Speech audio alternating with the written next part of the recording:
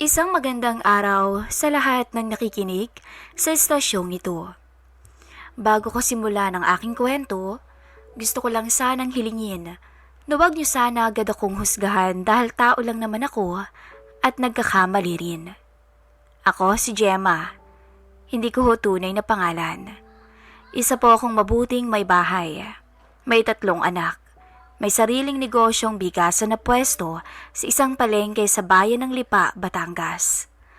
Kasal sa aking asawa na si Ramon, hindi niya tunay na pangalan. Isang retired Navy ang aking mister at senior citizen na rin. Samantalang ako naman ay medyo bata-bata pa. Matanda na rin kasi ang aking mister, buhat ng kami ay magkakilala. At nagpa siyang nagpakasal at bumuo ng aming pamilya. Aaminin ko, boring na po ang buhay naming mag-asawa dahil sa may edad na talaga ang mister ko. Kaya naisipan kong humanap ng thrill at excitement na tinatawag nila. Nakakahiya man pero sinubukan kong humanap ng aliw sa mga kaedad ko para na rin maibsan ang pangangailangan ko na hindi na kayang tugunan ng aking asawa. Noong una hanggang laro lang talaga. Pero hindi ko inaasahan na darating ako sa seryosohan at aabot pa sa pakikipagrelasyon sa mas bata pa sa akin.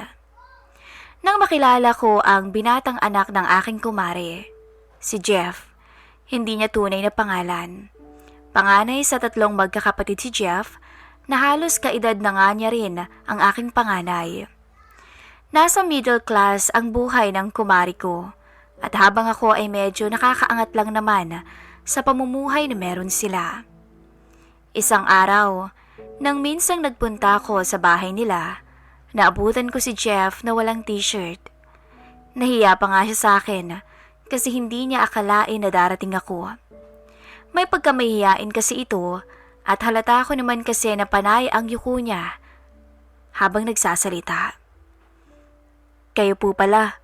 Pasensya na po, wala dito si nanay ngayon eh. Nasa palengke po. Kung gusto niyo po, pwede naman kayong tumuloy sa loob at hintayin na lamang siya. Wika nito. Sumunod naman ako sa kanya. Pumasok ako sa loob at naupo sa may sofa. Hinintay ko ang kumari kong si Isay. Hindi niya rin tunay na pangalan. Maya-maya nga lang rin nang dumating ito galing ng palengke. Mare, nariyan ka pala. Saglit lang hat, ilalagay ko lang to sa kusina. Wika naman nito. Sige, walang problema, hintayin kita rito. Tugon ko naman. Nang umalis siya ay dumating naman si Jeff. Pinagmasdan ko ito mula ulo hanggang paa. Nakasuot na siya ng t-shirt ngayon, pero pansin pa rin na ang matipuno niyang katawan na kung hindi ako nagkakamali ay batak sa gym. Ang pagkakatanda ko, college na ito at kumukuha ng kursong nursing. Nang pumanhik siya sa itaas, sinundan ko siya ng tingin para akong bumalik sa pagkadalaga ng mga oras na yun. Alam kong maling-mali na mamangha ako sa binatang anak ng kaibigan ko. Kaso tao lamang ako. Nang makabalik si Isay, nagkwentuhan kami at dinaluhan niya rin ako ng merienda. Nabanggit niya rin sa akin na malapit nang magtapos si Jeff. 2 taon na lang daw ang bubunuin sa college. At sana nga raw ay kayanin pa niya. Sabi ko nga sa kanya noon, kayang-kaya niya. Pangpalakas ng loob rito. Alam ko naman kasi ang sitwasyong meron sila. Hindi na rin naman kasi siya iba sa akin. Parang magkapatid na rin talaga ang turingan naming dalawa. Matapos naming mag-usap, umuwi na ako ng bahay at heto na naman ang daily routine ko, ang magasikaso ng aking asawa. Wala rito ang anak ko at may klase sila. Ang panganay ko kasi ay nagdo-dorm at hinayaan ko na lang dahil lalaki naman ito. 3 lalaki ang anak namin at lahat sila ay malapit sa akin. Palibhasa ako ang madalas nilang kasama kumpara sa kanilang tatay na laging malayo kapag nadedestino ng kanyang trabaho. Lumipas ang 1 buwan. Hindi ko akalain na may darating na unos sa pamilya ng aking kumari. nang ma-diagnose ito na may sakit. Tanda ko pa nang tinawagan ako ng panganay nitong si Jeff ng araw na yon. Sinabi niya sa akin na nasa ICU o Intensive Care Unit si Isay. Hindi naman ito maaasahan ng tatay nila dahil alam ko na sumakabilang bahay na ito matagal na. Kaya nga mag-isa na lang tinataguyod ng kaibigan ko ang pag-aaral at gastusin ng kanyang mga anak. At doon nga ako bilib sa kanya dahil kinaya niya ang lahat ng pagsubok ng mag-isa. Nang makarating ako sa ospital, nagulat ako nang biglang yumakap sa akin si Jeff. Siyempre niyakap ko rin siya dahil alam ko na kailangan niya ako. Hindi ko akalain na ang yakap na yon ang magdadala sa akin ng malaking problema. Kinausap ko si Jeff kung ano bang mga kailangan ng nanay niya. Sinabi nito na malaking halaga ang kakailanganin para sa gamutan nito. Ako naman ay handang tumulong kahit na walang kapalit. Total magkaibigan naman kami. Hanggang sa isang gabi, umiyak si Jeff sa akin. Kailangan niya raw magbayad ng tuition fee niya sa school. Kaso hindi niya raw alam kung saan siya kukuha ng panggastos. Sinabi ko naman sa kanya tutulungan ko siya, pero tumanggi siya. Ayaw na raw niyang makadagdag pa sa problema ng pamilya niya at siya na raw lang ang gagawa ng paraan. Matapos naming makapag-usap, hindi naman ako mapalagay. Hanggang sa isang gabi, nagkayayaan kami ng mga kaibigan ko na manood ng mga machong lalaking sumasayaw sa entablado. Sumama ako dahil baka makakilala ko ng bago kong laruan. Gabi na nang magsimula ang event. Naririnig ko pa nga na may bago raw silang mananayaw at sulit raw. Gwapo daw ito. Ako naman ay na-curious hanggang sa nagulantang ako nang makita ko si Jeff sa itaas ng entablado. Hindi ko akalain na magagawa niya yun. Pero ang takot ko ay baka mapagtripan siya rito. Kaya bago pa siya makuha ng iba, ako na ang kumuha sa kanya. Nagbayad ako para sa akin mapunta si Jeff. Palihim ko lang itong ginawa dahil ayokong sumama ang loob ng mga kaibigan ko. Mas matanda kasi sila sa akin ng 10 taon. Ewan ko ba? Bata pa naman ako pero napagtripan kong magpunta sa mga ganitong lugar. Nakakahiya nga kung malaman pa to ng mga anak ko. Kaya ganun na lang ang pag-iingat ko sa tuwing dadayo ko sa ganitong lugar. Tinitiyak kong walang makakakita sa akin kahit isa. Naaawa ako sa binata at alam ko naman kung bakit niya ginagawa ang lahat ng ito. Kinakabahan pa ako habang papunta sa loob ng kwarto. Tanging dim light lang ang makikita mong liwanag roon. At naroon si Jeff na nakahiga at tila hinihintay ang pagdating ko. Hindi pa niya siguro maklaro ang aking muka, kaya nagsasalita pa ito. Hanggang sa bumangon ito at nilapitan ako. Yayakap na sana ito, hanggang sa nagsalita ako at binuksan ko ang ilaw. Nagulat pa siya nang makilala ko. Tita Gemma, ano hong ginagawa niyo po rito? Tanong ni Jeff na halos hindi makapaniwala. Ako yata ang dapat magtanong sa iyo niyan, iho.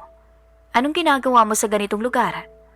Tanong ko at bago pa ako humarap sa kanya, nakatapis na ako ng tuwalya. Huwag niyong sabihin kayong nagbayad. Tanong nito. Oo, magsabi ka ng totoo sa akin. Pangilang beses mo na rito? Curious na tanong ko. Ngayon pa lang sana eh. Puro sayaw lang talagang gusto ko. At alam niyo naman siguro ang dahilan ko. Kaso nabanggit nila sa akin na mas malaki ang kita kapag may kumuha sa akin kaya pumayag na rin ako. Wala na po akong ibang malapitan eh. Huwag niyo lang po sanang mababanggit kay nanay ang lahat ng to. Pakiusap pa niya. Gagawin ko ang gusto mo. Hindi ko sasabihin sa kanyang nalaman ko. Kung may papangako mo sa akin, naalis ka na sa lugar na ito. Wika ko. Ayoko kasing mapariwara ang buhay niya, kaya gagawin ko ito para sa kanya. Pero, giit pa ni Jeff. Wala nang pero-pero. Maayos ka na at ihahatid na kita sa bahay niyo. Wika ko pa. Kaso mapilit si Jeff. Salamat na lang po tita pero bago ko umalis sa lugar na to, hayaan mo munang magpasalamat ako sa inyo sa paraang alam ko. Wika pa ni Jeff. Ha? Gulat na gulat ako nang hiklatin niya ang tuwalyang suot ko. Sa puntong yun, umiwas ako. Tinutulak ko siya kaso nung huli ay tuluyan rin akong sumuko. At aaminin ko, sobrang nahumaling at halos hindi ko malilimutan ang sandaling iyon. Nang makauwi kami ng bahay nila Jeff, hindi siya pumayag na umuwi ako agad. Hinila niya ako ulit sa kwarto niya at muling naulit ang nakaw naming sandali. Walang-wala na ako sa sarili ng mga oras na yon, kaya wala na akong magawa kundi bigyang laya ang aming sarili. Isang linggo ang nakakaraan simula nang may nangyari sa amin ni Jeff. Sinamahan ko siya na magbayad ng tuition fee sa school at nang matapos itong magbayad, nag-aya si Jeff na kumain kami sa labas, bagay na sinang-ayunan ko naman. Pakiramdam ko talaga, naging sugar niya ako. Pero masaya na ako na natutulungan ko siya at ako man ay nabibigay niya ang pangangailangan ko. Para akong bumabalik sa pagkadalaga. Pinunan ni Jeff ang kakulangan ng aking asawa sa akin. Akala ko ay wala ng katapusan ang lihim na relasyon namin. Pero nang malaman kong pa-discharge na ang aking kumare, natuwa ako na medyo may lungkot.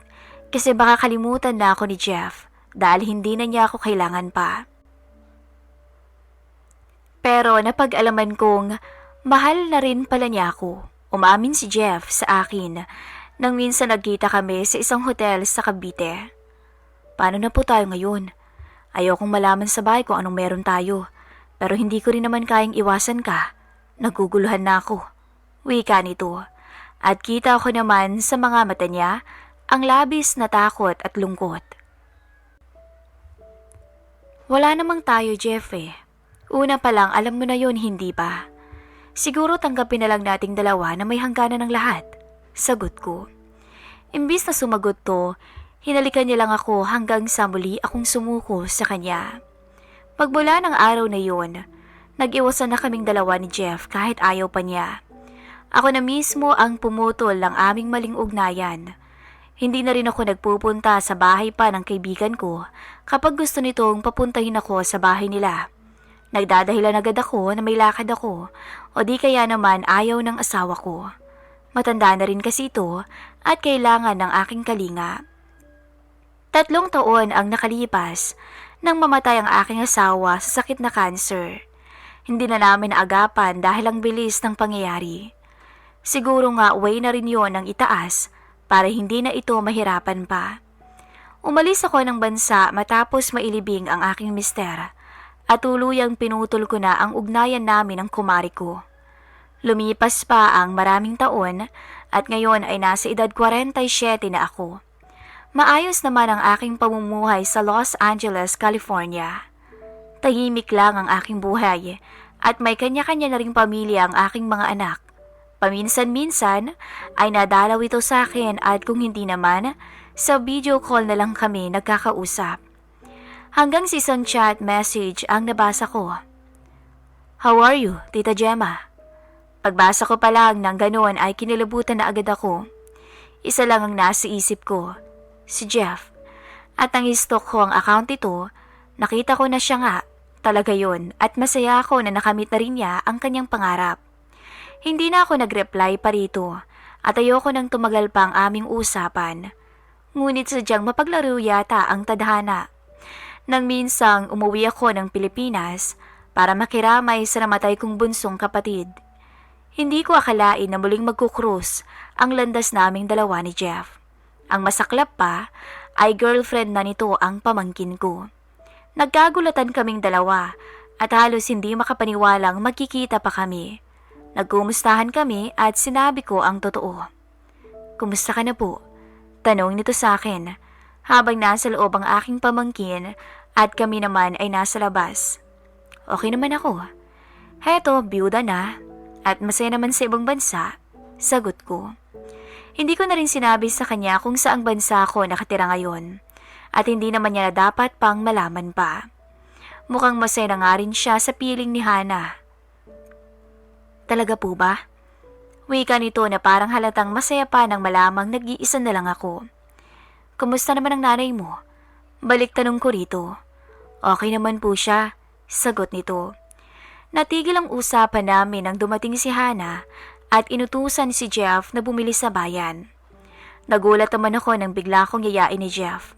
Tatanggi sana ako, kaso pumayag naman si Hana, kaya wala na rin akong nagawa.